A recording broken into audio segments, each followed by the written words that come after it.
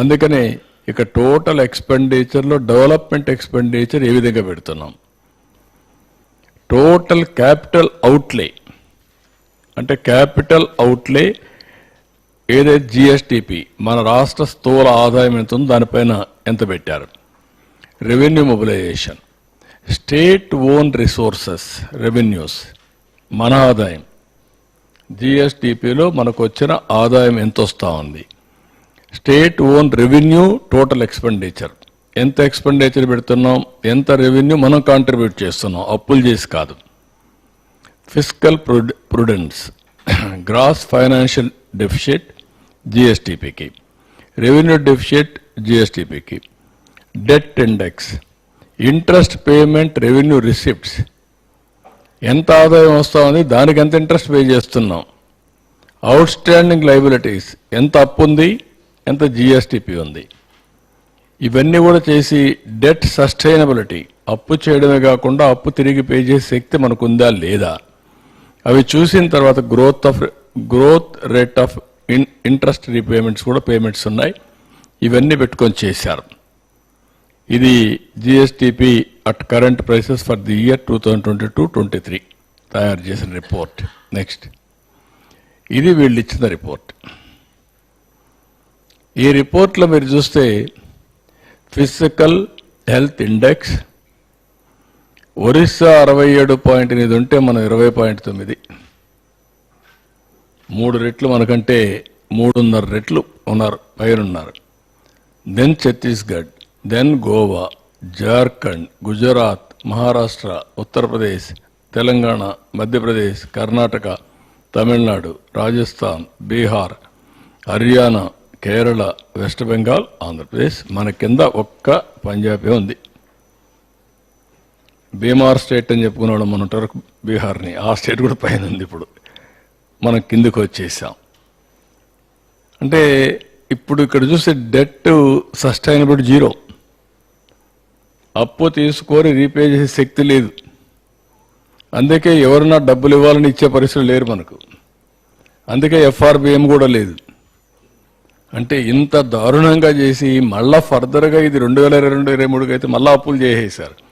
అందుకే ఎంఆర్ఓ ఆఫీసులు కూడా తాకట్టు పెట్టారు.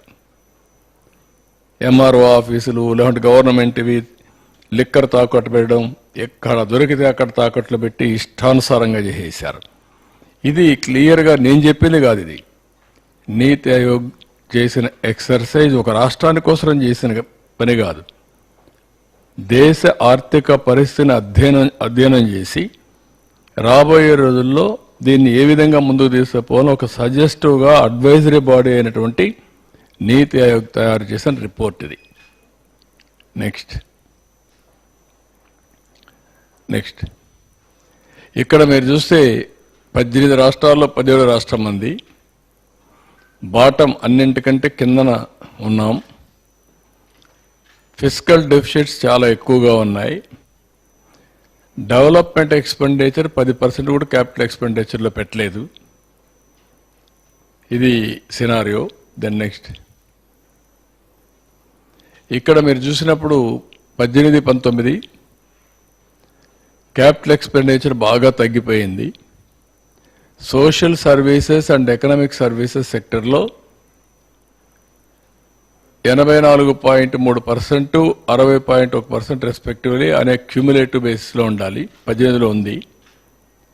అలాంటిది ఇక్కడికి వస్తే పూర్తిగా 18 84.3% తగ్గిపోయింది. ఇది సోషల్ సర్వీసెస్లో. ఎకనామిక్ సర్వీసెస్లో 60.1% తగ్గిపోయింది. ఇక్కడికి వచ్చినప్పుడు ఇన్ ఫిగర్స్లో చూస్తే సోషల్ సర్వీసెస్ 2369 కోట్లు, ఇది 360 కోట్లు.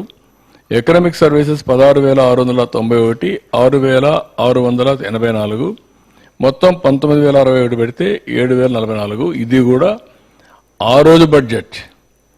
14-19 లో బడ్జెట్. 19-24 ఎక్కువ బారోయింగ్స్, ఆదాయం పెరగడం, బడ్జెట్ ఫిగర్స్ పెరగడం అన్నీ వస్తాయి. దాంట్లో కూడా తగ్గి పెట్టారు. ఇక డెవలప్మెంట్ ఎక్స్పెండిచర్ అంటే social and economic services. Economic సర్వీసెస్లో agriculture, irrigation, industries, energy, transport, rural development ఇవన్నీ వస్తాయి. సోషల్ సర్వీస్లో social security, social security, welfare, education, health care ఇవన్నీ వస్తాయి. అంటే అందులో కూడా క్యాపిటల్ ఎక్స్పెండిచర్ పెడతాం.